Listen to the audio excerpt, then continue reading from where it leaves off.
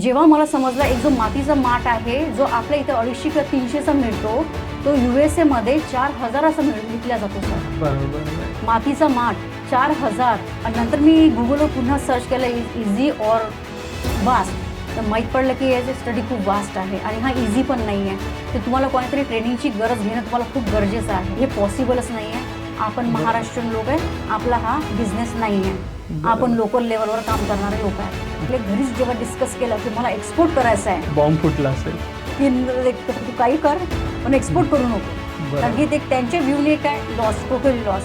ते 1 मंथमध्ये पहिल्या दिवशी तर टोटली आम्ही घाबरली की तुम्ही मला सांगितलं पण होतं आपलं इथनंच रिटर्न जाऊ मी रिटर्न जाते की आज फर्स्ट लेक्चर माझ्या डोक्याच्या वरून चाललाय तर प्रॅक्टिकल वर्क किती हार्ड असेल, याच्या माझ्यासोबत कोणी राहणार की नाही राहणार, बरोबर. ही भीती होती सर. मी टेक्सटाईलमध्ये जेव्हा घानाचे मला एक बायर मिळालेले होते आणि त्यांनी जवळजवळ 25 करोडची मला ऑर्डर दिलेली होती. 25 म्हणजे 15 लाख टॉवेल आणि जवळजवळ 25 करोडची ऑर्डर होती सर. की नाही टीमने तुम्हाला अपडेट दिला, आपल्याकडनं तुम्हाला अपडेट आलं की बाबा फ्रॉड आहे. फ्रॉड. एक्सपोर्ट हा आपला मराठी माणसाचा व्यवसाय नाही आहे. मराठी माणूस एक्सपोर्ट नाही करू शकत.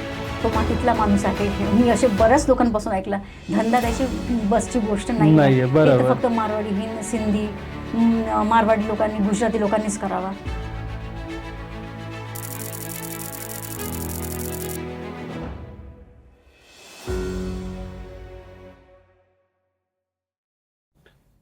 नमस्कार मित्रांनो, आपण सर्वांचं परत स्वागत करतोय आपल्या EFTच्या पॉडकास्टमध्ये, ज्याच्यात आज आपल्याबरोबर एक अशी व्यक्ती आहे जी कदाचित तुमच्यामधनंच एक आहे आणि तुम्ही देखील अशाच विचारांमध्ये असाल किंवा होते.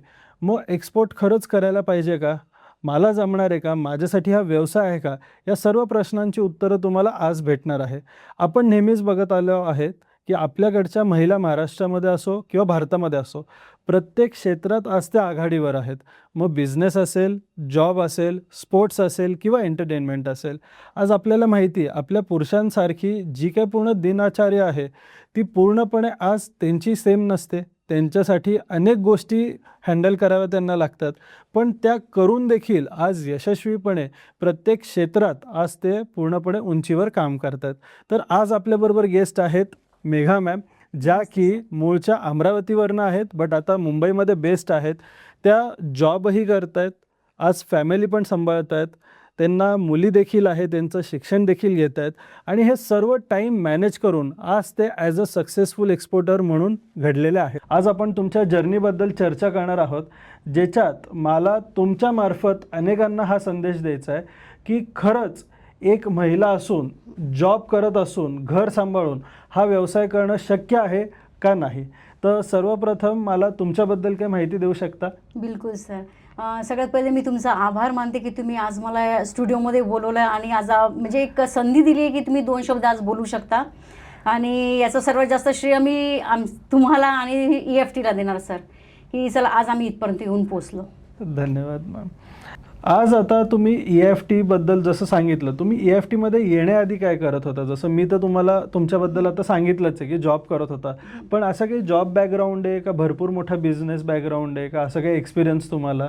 नाही सर, मी या अगोदर तर म्हणजे पहिले हाऊसवाईफच आणि त्याच्यानंतर मग ठरवलं की चला आपण जॉब करायचा, म्हणून मग आता मला जवळजवळ 7-8 वर्ष झालेलं आहे. मी आज कन्स्ट्रक्शन कंपनीमध्ये ॲज अ सिनियर अकाउंटंट म्हणून जॉब करते आणि मग त्याच्या व्यतिरिक्त म्हटलं चला आज एक आपल्याकडे एक एक्स्ट्रा इन्कम सोर्स असावा.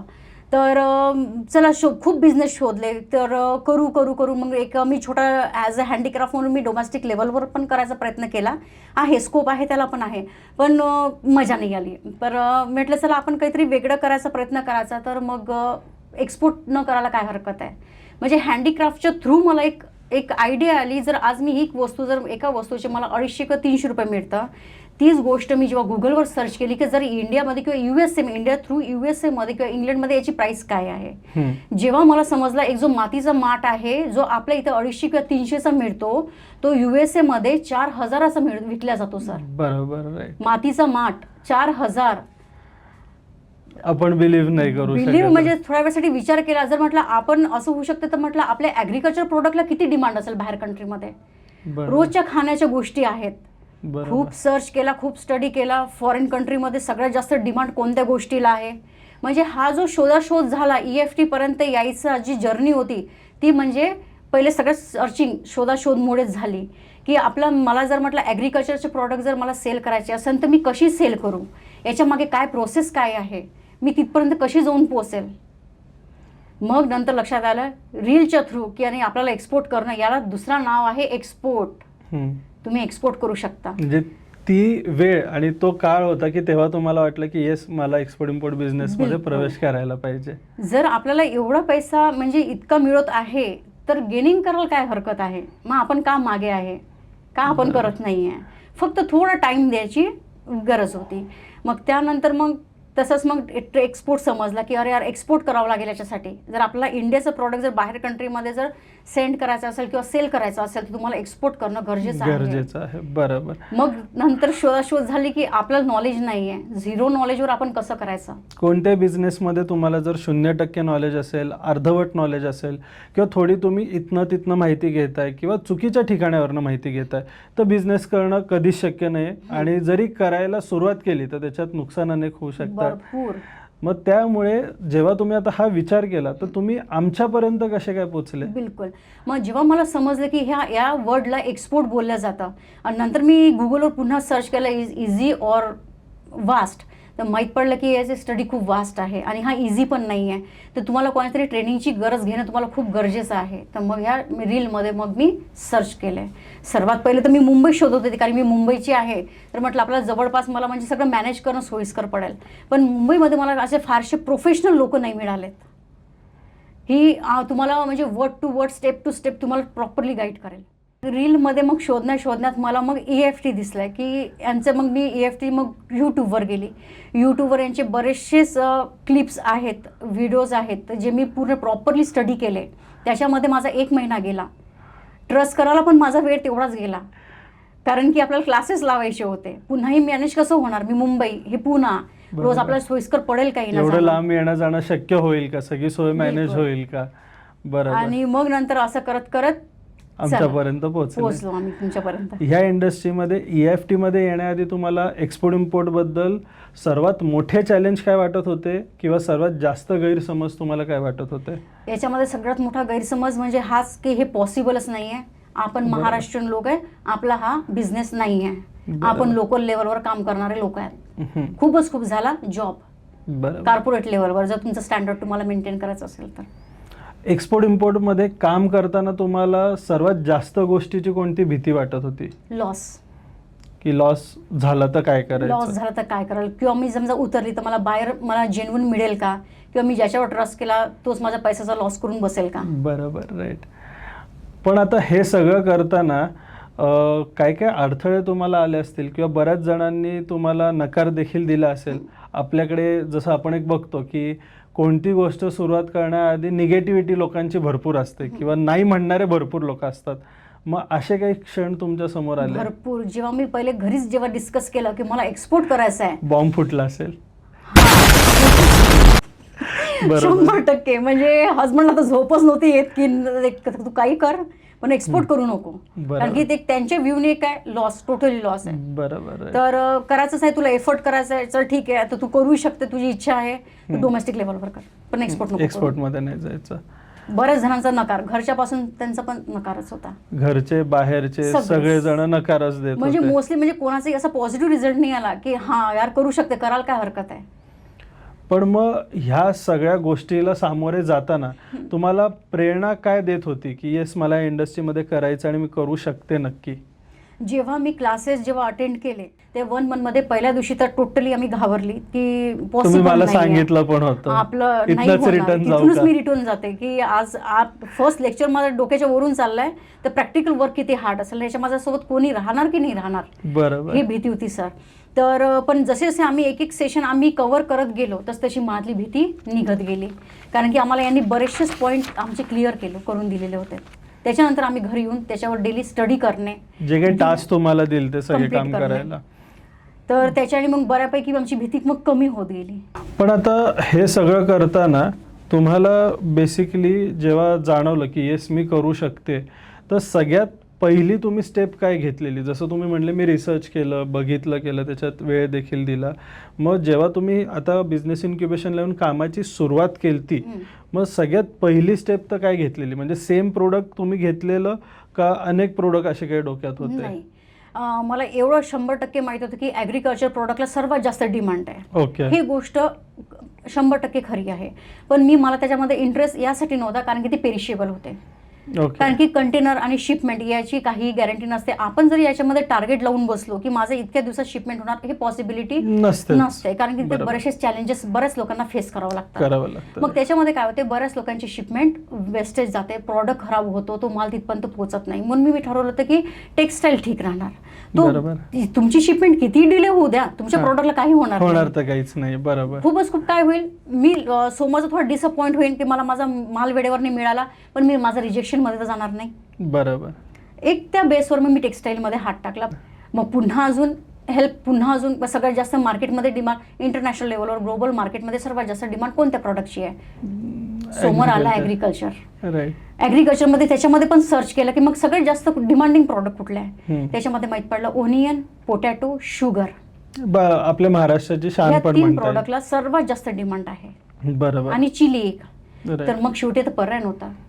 मग आता थोड्या गोष्टीला बाजूला, म्हणजे थोडा आपला पॅशन म्हणा किंवा इगो म्हणा किंवा मला हेच सेल करायचा, एक हट्टीपणा म्हणा, तो थोडा बाजूने ठेवून बिझनेस स्टार्ट करायचा. बरोबर. काही होऊ दे पण बिझनेस स्टार्ट करायचा.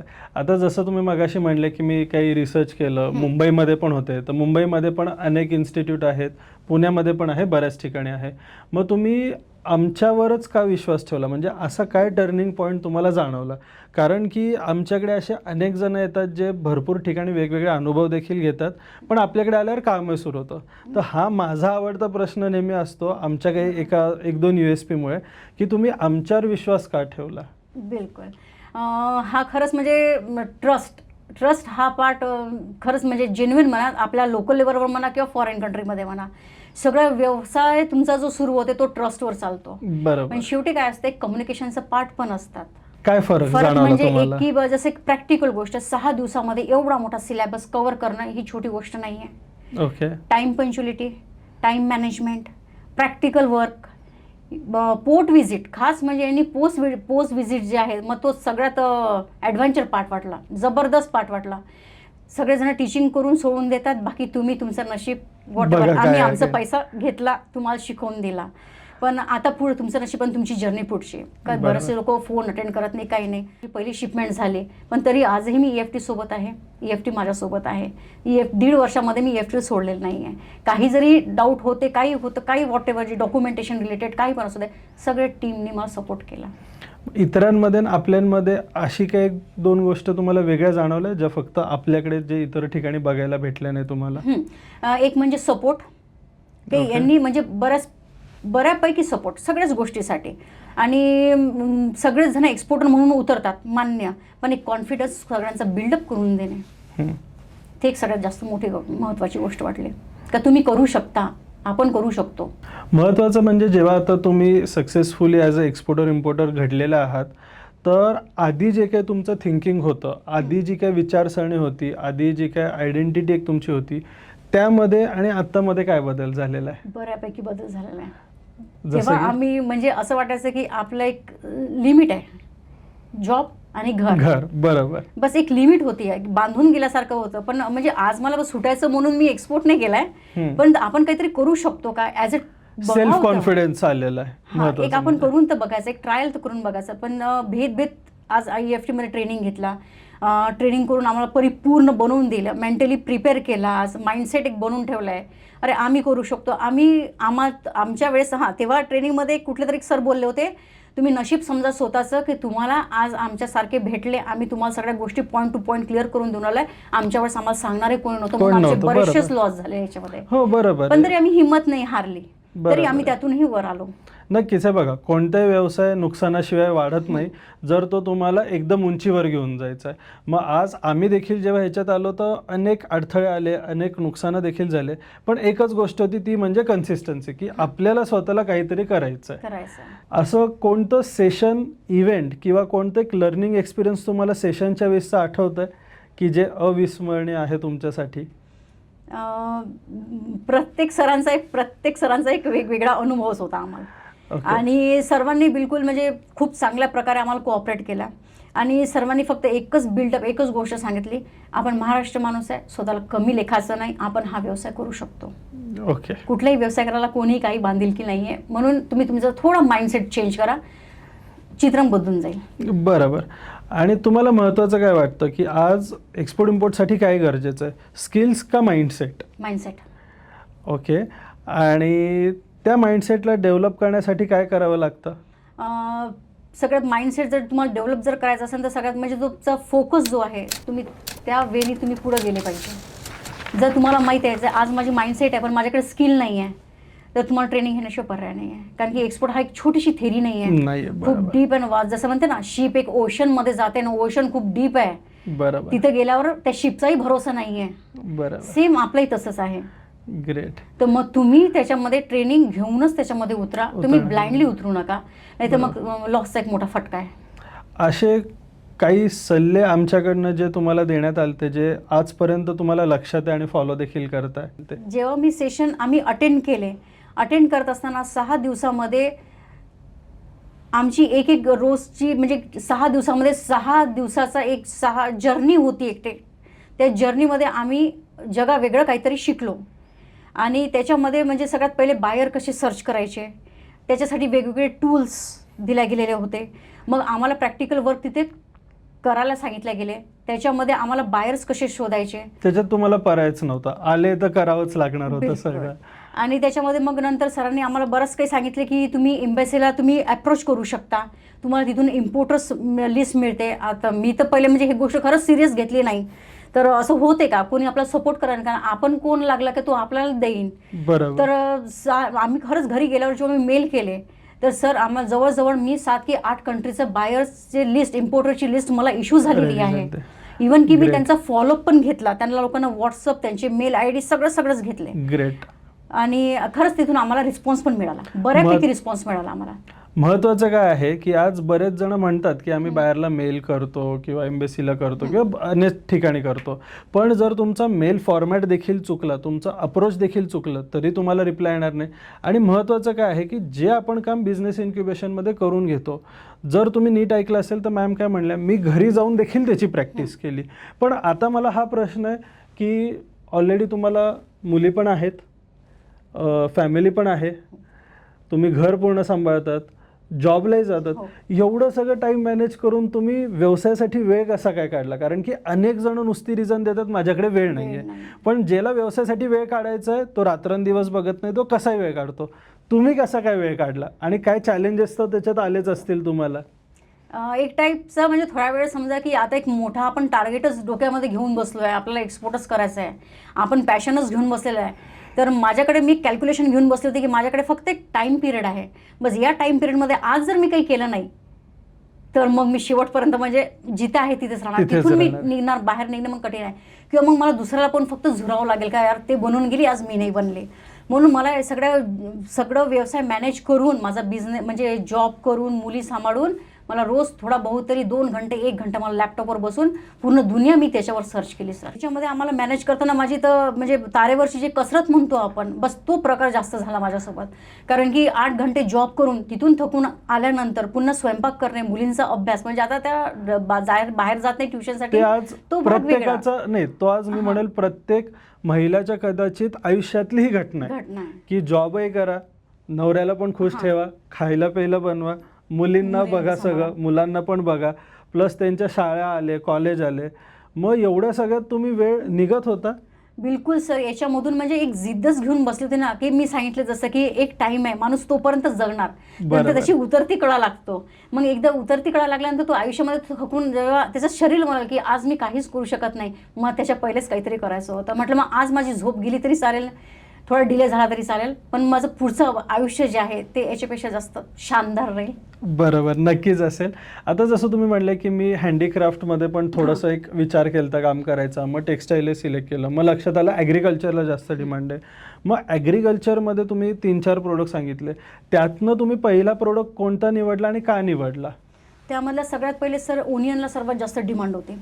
बरं डिमांड असल्यावर मला ते पण एक भीती होती की ऑलरेडी डिमांड आहे, बरेचसेच लोक सप्लाय करून आले, तर मग हा माझा ओनियन का घेईन, माझ्याकडनं का घेईल, मी माझ्याकडनं का घेईल, माझी तर नवीन कंपनी आहे, मला एंटरटेन करतील का नाही. आणि हा कॉमन क्वेश्चन सगळ्यांना असतो. हो. मग काय वाटतं तुम्हाला?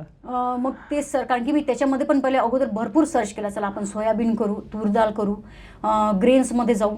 आम्हाला सेशनला 1:1 प्रॉडक्ट याच्यामध्ये आम्हाला सांगितलं गेलं होतं की एका प्रत्येक डिस्ट्रिक्टचे एक खासियत असते की या प्रॉडक्टची उत्पत्ती तिथे सर्वात जास्त होते.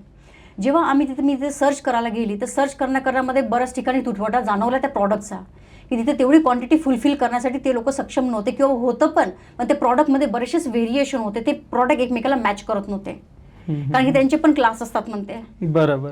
मग जेव्हा ते मॅच नाही झालं, जर समोरच्या लक्षात आलं सर तर काय होणार, रिजेक्शन होण्याशिवाय पर्याय नाही की तुम्ही आम्हाला मिक्स माल प्रोव्हाइड केलेला आहे. आणि तुम्ही डोमेस्टिक बिझनेसही नाही करत आहे की काहीतरी खोटं बोलून चुकीचं पाठवणार करणार. आणि हे बरेचसे एक्सपोर्टर कदाचित करतात, त्यामुळे शिपमेंट रिजेक्ट होते, प्रॉब्लेम होतात, लॉसेस होतात. पण जसं मॅम म्हणल्या की तुम्ही ट्रूथफुल आणि एकदम एथिकली जर या इंडस्ट्रीमध्ये काम करतायत तर काही अडचण नाही आहे.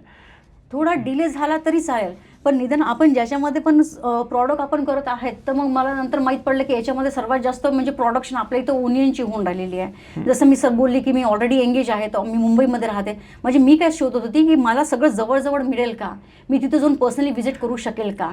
आता हे प्रॉडक्ट तर मला इझिली वाशी मार्केटमध्ये मिळाले असते, पण याच्यामध्ये काय गडबड झाली असती, दाखवायला मला काहीतरी वेगळा गेला असता, पॅकिंग काहीतरी वेगळी झाली असती आणि छोटी रिजेक्शन नास एक टाईपचा लॉस झाला असता मला तिथे. बरोबर. आता हे सगळं काम करताना दोन गोष्टी आहेत की एक, अनेक जणांना वाटतं की इंग्लिश खरंच मॅन्डेटरी आहे, मला एकदम प्रोफेशनल इंग्लिश यावं लागेल तरच मी हा व्यवसाय करू शकतो किंवा करू शकते. तर तुम्हाला काय वाटतं की इंग्लिश गरजेचं आहे का? आता मी आता बोलून तर दिलं की आपण मराठी माणूस आहे, आपण प्रत्येक व्यवसाय करू शकतो आणि याच्यासाठी कुठली शिक्षणाची अट पण नाही आहे. पण थोडा बहुत जर आपण इंटरनॅशनल लेवलवर किंवा ग्लोबल मार्केटवर वर्क करत असाल, थोडं बहुत तरी तुम्हाला इंग्लिश येणं खूप गरजेचं आहे, मॅन्डेटरी आहे. निदान तुम्हाला हाय हॅलो किंवा समोरचं काय बोलतो, बऱ्याच लोकांचा काय इश्यू असतो, समोरचं काय बोलतो ते मला समजतं पण मला बोलता येत नाही. तर आम्हाला EFT मध्ये याच्यामध्ये बरेचसे टूल्स दिले गेलेले होते, जसं ChatGPT आहे, ते जेमिनी होतं, गुगल्स होते, व्हॉइस रेकॉर्डिंग होती. तुम्ही याच्या थ्रू सुद्धा तुम्ही समोरच्याला तुमचं एक्सप्रेशन फील सांगू शकता. जे काही तुम्हाला तुमच्या भाषेत बोलायचं लिहायचं ते त्याला त्याच्या भाषेत डिलिव्हर होऊन जाईल आणि easily to understand, easily to communication होऊन जाईल, तुमचं टायअप होऊन जाईल, तुमची एक लीड बनवून जाईल. बरोबर. आता हे काम करताना अनेक बायर रिजेक्शन्स देखील तुम्हाला आले, कारण की आम्ही नेहमी सांगतो की 25-50 लोकांना कॉन्टॅक्ट करून काय होत नाही. मग तुम्ही एवढ्या बायरला कॉल केले, मेसेज केले, पण जेव्हा तुम्हाला पहिली ऑर्डर भेटली तेव्हा तुमचा काय अनुभव होता, काय तो क्षण होता? जिंकलो सर आपण. त्या दिवशी तर असंच वाटलं, इतकं फेल्युअर झाल्यावर देव आपल्या पाठीशी होतं किंवा जिंकणं आपल्या नशिबी होतं. म्हणून आपण बस झालं, म्हणजे चला देवानं आपल्याला एक जॉब अपॉइंट करून दिलाय, भले डिले तर डिले, माझ्या नशिबी आला तो, पण तू एक्सपोर्ट करायचा.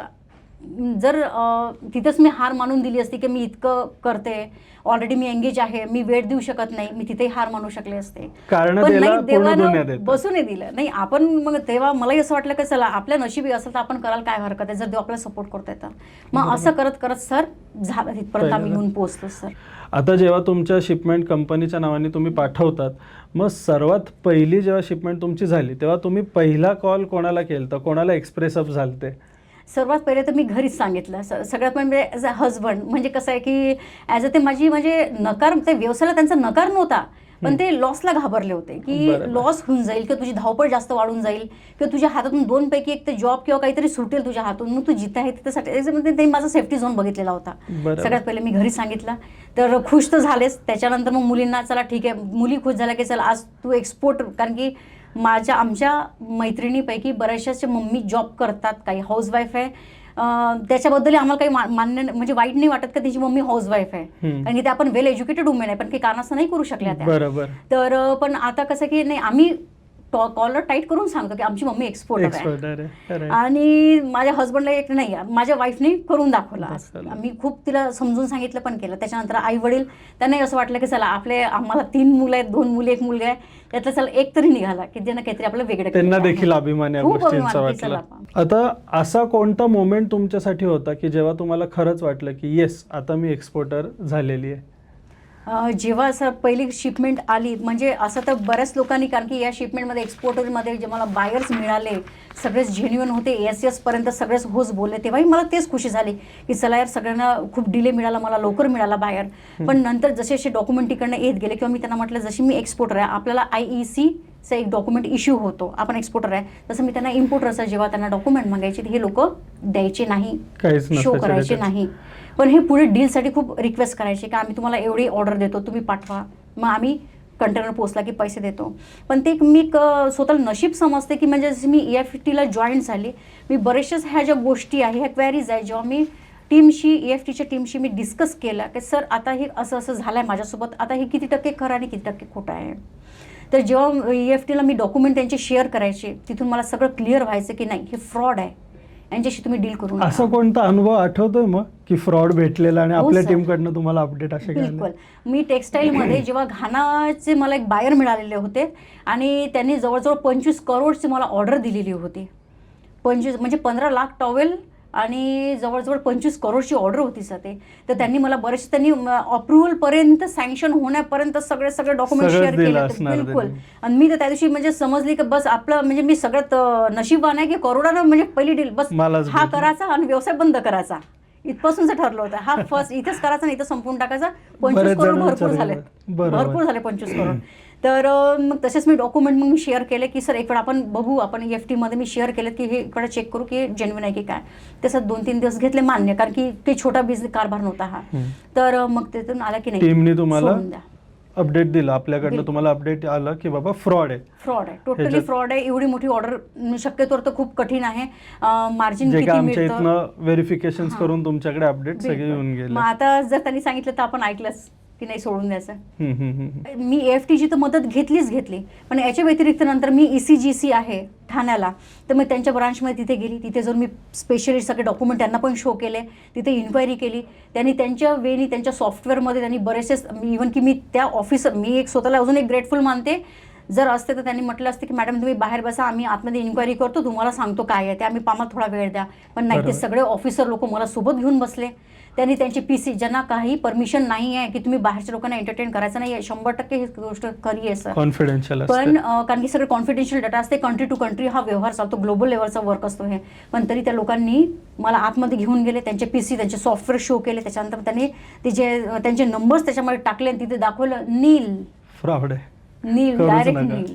तर मग त्यांनी सांगितलं नील शो होत आहे, तुमच्या समोर दाखवलेलं आहे, पुढची इच्छा तुमची. आता ह्याच्यातनं अजून एक मला तुम्हाला सांगू इच्छितो मित्रांनो गोष्ट, की बऱ्याच जणांना जे वाटतं ना की गव्हर्नमेंट बॉडीज आहेत, आपल्याला सपोर्ट भेटणारे नाही भेटणारे, भरपूर तंगवतील, उशिरा रिप्लाय देतील, डिले देतील, असं काही नाही आहे. एक्सपोर्ट इम्पोर्ट बिझनेसमध्ये तुम्ही येत आहे तर जेवढ्या गव्हर्नमेंट बॉडीज आहे या आपल्यासाठीच बनलेल्या आहेत. तुम्हाला फक्त प्रोसेस माहीत पाहिजे आणि तुम्हाला अप्रोच देखील माहीत पाहिजे. जसं मॅमचा अनुभव आहे की स्वतःच त्या ECGCमध्ये गेल्या, सगळी माहिती त्यांनी तिथनं देखील क्रॉस व्हेरीफाय करून गोळा केली. हे तुम्ही देखील फील्डवर उतरून करणं गरजेचं आहे. महत्त्वाचं म्हणजे हे सगळं करताना तुमच्या कॉन्फिडन्स, लाईफस्टाईल, डिसिजन मेकिंगमध्ये काही फरक बदललेला आहे? बऱ्यापैकी फरक. कारण की आपल्याला माहित होतं की आपण इंटरनॅशनल लेवलवर वर्क करत आहे, म्हणजे लोक सुद्धा आपल्याला एक वेगळ्या व्ह्यूनी बघतात. बरोबर, 100% बघतात सर. मोठे मोठे ऑफिसर लोक सुद्धा म्हणजे की नाही एक्सपोर्टर बरोबर, हा सीन आमच्यासोबत झाला. म्हणजे एक वेगळी ट्रीटमेंट असते. एक असं वाटतं की नाही, त्यांनी हे सांगितलं की नाही तुम्ही भारतासाठी काहीतरी करतात. इव्हन की शेवटी हे सगळं झाल्यानंतर तुम्हाला ते गाईड करतात. म्हणजे याच्यामध्ये जर तुम्हाला एक जेन्युइन एक्सपोर्टर बनायचं असेल, तुम्हाला जर व्हेरिफिकेशन करता आलं पाहिजे, तुम्हाला प्रॅक्टिकली याच्यामध्ये उतरणे गरजेचं आहे. प्रत्येक गोष्ट स्वतःहून समजून घेणं हे खूप गरजेचं आहे. त्याच्याच तुम्हाला समजेल. तुम्ही दुसऱ्यावर डिपेंड राहून कुठलाही व्यवसाय करू नका. जेव्हा तुम्ही मागे वळून बघतात हे सगळं आज आता सांगताय, तर सर्वात जास्त कोणत्या गोष्टीचा अभिमान वाटतो? मागे वळून बघितल्यावर की आपण म्हणजे आपले एक बांधिलकी होती की आईवडिलांकडे नाही, मुली म्हणजे मी पण काही रूरल एरियामधूनच आलेली आहे. गावा साईडला सगळ्यात थिंकिंग वेगळं राहतं. हां, म्हणजे त्यांच्यासाठी आईवडिलांसाठी काय टार्गेट असते, मुलीचं लग्न झालं, आपण जिंकलो, आपण जिंकलो, आता तू सुखी आहे. पण नंतर आपण अशा ॲटमॉस्फिअरमध्ये दिल्या गेलेल्या, तर कारण की बिझनेसच, कारण की आज माझे मिस्टर पण बिझनेसच करतात, सिव्हिल कॉन्ट्रॅक्टर आहेत, पण आता ते पण बरेचसे त्यांच्या फील्डमध्ये चॅलेंजेस हँडल करतात. पण त्या व्यक्तीने कधी हार मानली नाही, फेल्युअरमधून ते पण गेले. काही काही मुवमेंट असे होते की आम्ही बरेचसे चॅलेंज फेस केलेले आहेत, पण हार नाही मानली. तर मग एकमेकाला बघून बघून बघून अरे ते हार नाही मानत, मग आपण काय आपण करू शकतो. फक्त एक थोडं बहुत नॉलेज पाहिजे, एक ट्रेनिंग पाहिजे, एक प्रॅक्टिकल सपोर्ट पाहिजे आणि एक आपली करण्याची जिद्द पाहिजे. बरोबर. पण आता जसं तुम्ही म्हणला की हे सगळं करण्यासाठी तुम्ही सुरुवातीला थोडंफार ऑनलाईन बघितलं, रिसर्च देखील केलं. मग तुम्हाला EFT मध्ये आणि इतर इन्स्टिट्यूटमध्ये काय फरक जाणवला? याच्यामध्ये तुम्हाला प्रत्येक गोष्ट प्रॅक्टिकल समजून सांगितल्या जाईल. याच्यामध्ये तुम्हाला प्रत्येक गोष्टीच्या नोट्स प्रोव्हाइड केल्या जाईल. आणि एवढंच नाही की याच्यात तुम्हाला कुठल्या वेबसाईट्स आहे, बायर कुठे मिळतात, ते सर्च कसे करायचे, डेलीचे टास्क दिले जायचे. जो आमचा सेशन तिथे संपायचा त्याच्या रिलेटेड आम्हाला टास्क दिला जायचा. तो आमचा एक होमवर्कचा पार्ट होता. मग तो होमवर्क करताना आम्हाला असं वाटायचं का रे काय छोटंसं असतं, एवढंच शिकलं म्हणजे आपल्या डोक्यामध्ये भरपूर गेलं आहे, आपल्याला जास्त एफर्ट टाकायची गरज नाही. पण जेव्हा आम्ही तो टास्क घेऊन बसायचं मग माहीत पडायचं की अरे बापरे, ही एवढीशी गोष्ट म्हणजे इतक्या लोकांना आपल्याला सोबत घेऊन चालणे. आणि तेव्हा कुठे तुमचा एक टास्क कंप्लीट होतो. म्हणजे एका गोष्टीच्या मागे किती गोष्टी लागलेल्या लागतात. बरोबर. आणि महत्त्वाचं म्हणजे तुम्ही पहिल्या दिवसापासून बिझनेस इन्क्युबेशनच्या वेळेसपासून आपण एक एक गोष्ट तुमच्याकडनं करून देखील घेत होतो. तर मी बऱ्याच ठिकाणी सर्च केलेल्या आहेत. आता नाव घेणं बरोबर वाटत नाही, पण प्रत्येकजण आपापल्या लेवलनी बिझनेस करत आहेत. पण सर्च केलं, मी शोधलं, ॲज अ अंधुक एक व्हिजिट पण सुद्धा देऊन आली की चला आपण तिथं कम्फर्टेबल आहे का. सगळ्यात मेन गोष्ट म्हणजे काय, आज आपण लेडीज आहे तर आपण ज्या लोकांसोबत वावरून राहिलो की ज्याच्या अंडरमध्ये आपण काम करतो, आपण त्या सराउंडिंगमध्ये सेफ आहे का. सगळ्यात पहिली गोष्ट लेडीज म्हटले की सगळ्यात पहिले ती गोष्ट सगळ्यात महत्त्वाची. मग त्याच्यानंतर मग असं वाटलं की नाही यार आपण इथे सेफ आहे. इथे सगळ्यात जास्त मराठी लोकांचा टच सर्वात जास्त आहे. इथं सर्वांना एक लेवललाच बघितलं जातं. हिच्यामध्ये प्रॅक्टिकल ट्रेनिंगवर सर्वात जास्त जोर दिला जातो. हे बाकीच्या ठिकाणी असं होत नाही आहे. जर समजा एक व्यक्ती समजा स्टेजवर उभा आहे ॲज अ, जसं ॲन्युअल डेमध्ये आपण मी बऱ्याच मला तर माझ्या मुलींच्या ॲन्युअल डेची आठवण आली की माझ्या मुली वर स्टेजवर प्रोग्राम परफॉर्म करताना बाकी सगळे पॅरेंट बसून टाळ्या वाजवत आहे. तर मला ते प्रोग्राम असं वाटलं की नाही, हे टीचिंगचा वे नाही आहे. कारण की हा एक्सपोर्ट हा टॉपिकच छोटा नाही आहे. आणि याच्यामध्ये सगळेजण मेंटॅलिटी एकसारखी नाही, कारण की प्रत्येकाने आपापली एजची लेवल क्रॉस करून ठेवलेली आहे. कारण की तो तुमचा एज्युकेशनचा मूड जो आहे तो निघून गेलेला आहे. बरेच लोक सर आम्ही तरी आज जॉब करतो म्हणून आम्ही PC, एक्सेल वगैरे दुनिया हे सगळी बघितलेली आहे एका जागी बसून. पण याच्यातले तर काही लोक तर शेतकरी आहे. बरोबर. फक्त फोन माहित आहे, एक्सेल PC तर काहीच माहित नसतं. बरोबर. पण आज मला त्या गोष्टीचा पण एक खूप चांगलं वाटते की तुम्ही आज जेव्हा हे लोक आम्ही EFT मध्ये गेलो, प्रत्येकाजवळ जाऊन एक एक गोष्ट समजून सांगितल्या गेली की सर इथून PC सुरू होतो, इथून शटडाऊन होतो, इथून ऑन होतो, इथून हे बटन प्रेस केली की हा असा होतो. बरोबर. नाही, आपल्याकडे आहेत ना असे अनेक जण आहेत ज्यांना साधं इंग्लिशही बोलता येत नाहीये किंवा त्यांना लॅपटॉप डेस्कटॉप कधी वापरता आला नाही, कधी त्यांनी वापरला देखील नाही. पण अशा लोकांनी देखील आज सक्सेसफुली एक्सपोर्ट इम्पोर्ट केलं. पण मग तुम्हाला आपल्याबद्दल एखादी एक USP काय वाटते किंवा एक व्हॅल्यू प्रपोजिशन काय वाटतं? मला तर सर्वात जास्त म्हणजे चांगलं वाटलं ते यांची लॅब सेटअप. त्याच्यामध्ये एक नीटपणा, एक नीटनेस, क्लिनलीनेस, एक हायजिनिक ॲटमॉस्फिअर, एक साऊंड प्रोसेसिंग जी असते का. समजा आता आमच्या सर जर इतक्या लांब बसलेले आहे आणि आज जर 40-50 स्टुडंट जर एका बॅचला येत आहे तर प्रत्येकाला आवाज गेलेलाच आहे.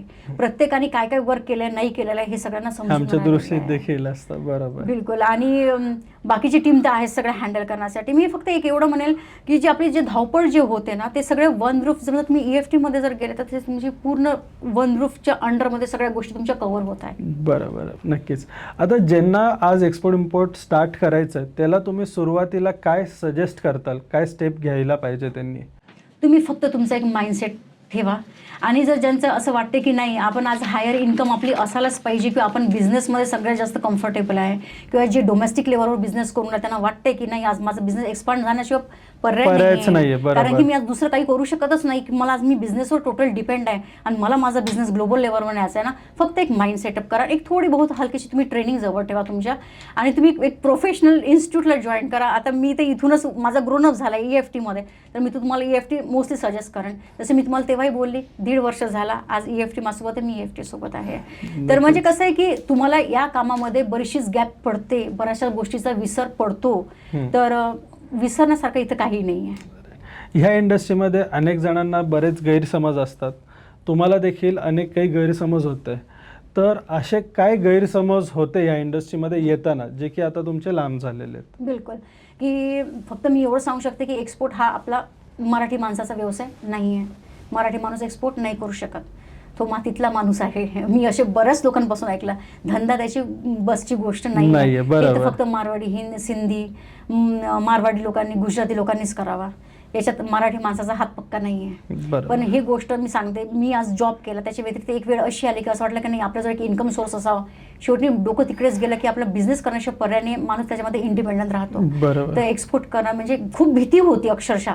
पण नंतर EFT जॉईन केल्यानंतर ती भीती मनातून निघून गेली. आज आम्ही कॉन्फिडेंटली सरसोबत बसून आज आम्ही बोलतोय की नाही, नक्कीच. आमचा कॉन्फिडन्स लेवल वाढला. असे काय तुम्ही 3 स्किल्स किंवा हॅबिट्स सांगताल लोकांना की ज्यांना एक्सपोर्ट बिझनेस स्टार्ट करायचा आहे, अशा काय गोष्टी त्यांनी फॉलो करायला पाहिजे? एक तर सर्वात पहिले तुमचा माइंडसेट, सगळ्यात पहिले माइंडसेट येतो. त्याच्यानंतर तुमचे ग्रोन अप, तुम्हाला मला करायचंच आहे. आणि तिसरी गोष्ट म्हणजे तुम्ही थोडा बहुत तरी तुमच्याजवळ तो स्किल तरी डेव्हलप असणं. म्हणजे नाही, स्किल कोणाच जवळ नसते. मी जसं Develop करावं सांगितलं, लागतं. तुमच्या वयानुसार तुमची थिंकिंग चेंज होत राहते. भलत्याच वेळेस भलताच व्यक्ती काहीतरी बोलते की मला एक उभं होऊन म्हणतो की मला एक्सपोर्ट करायचा आहे, पण त्याचा जो वेळ असतो, जो टाइम पिरियड असतो, तो निघून गेलेला असतो.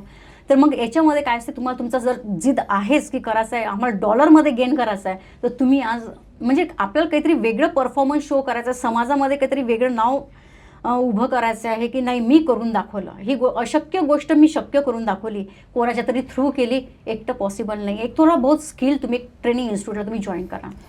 आता सुरुवातीला पण तुम्ही सांगितलं, मागे देखील सांगितलं की बऱ्याच जणांना वाटलेलं तुमच्याकडनं होणार नाही आणि एका पॉईंटला तुम्हालाही वाटायचं की माझ्याकडनं होणार नाही.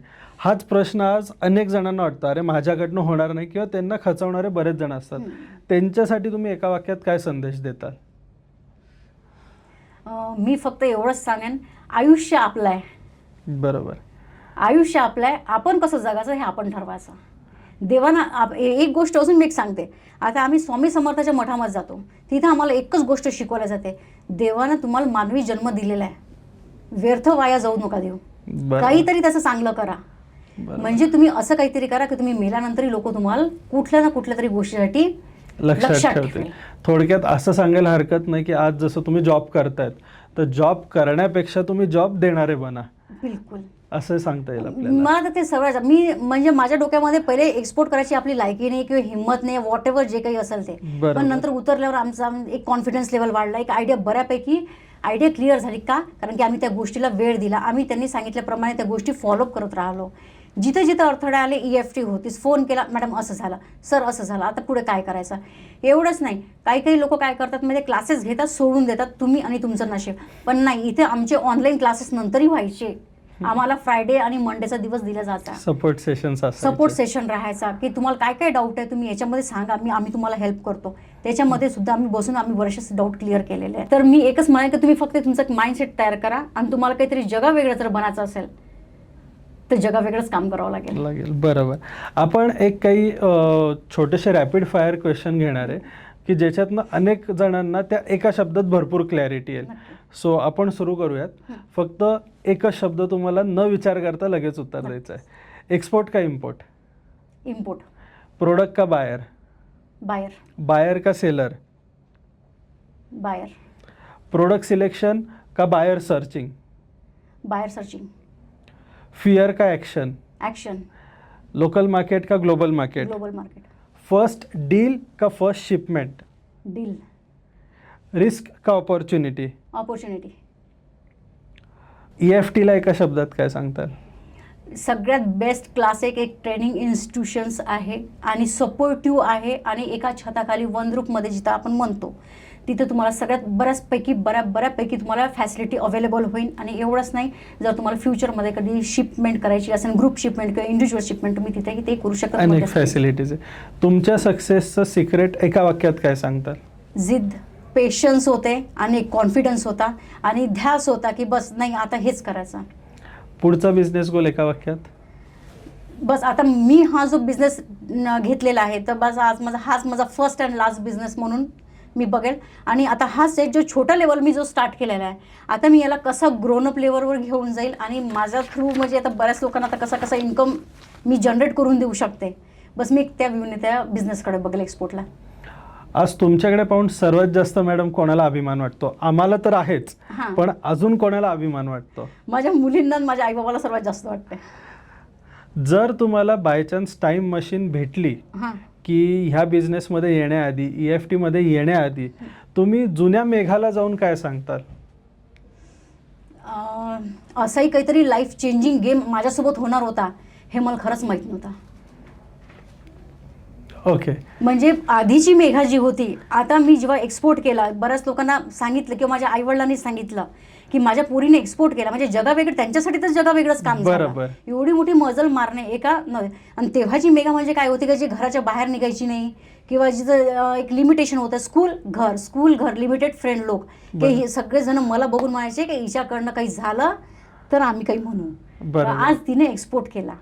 बरोबर. आज तेच लोक तुम्हाला कदाचित सल्ला म्हणून पण बघत असतील. बिलकुल. आज मलाच बरेच लोक अटॅच होतात की आमच्यासाठी काही आहे का, बघ ना, आणि आम्हाला हे करता येईल का, तर तू कुठून केला, तर माझ्याकडे तेच उत्तर आहे की नाही, आहे अशी लोक आहेत की जे आपल्याला पुढे घेऊन जाणारे आहेत.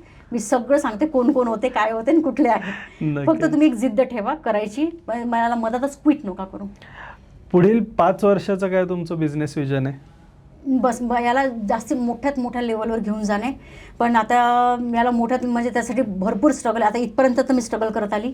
पुढं आता आहेत सोबत, आता सर आहेत, करण सर आहेत सोबत, आणि बरेचसेच आता बाकीचे लोक आहेत ना, सगळ्यांना सोबत घेऊन आपण कसं आता मोठं होत येईल किंवा याच्यामध्ये मोठंच सोडा, सक्सेसही गेन केलं भरपूर झाला. भरपूर आहे. राईट. एक छोटासा प्रश्न विचारेल जो तुम्हाला त्याच्या उत्तरासकट कंप्लीट करायचं आहे. माझं आयुष्य बदलतंय हे वाक्य तुम्ही कसं पूर्ण कराल?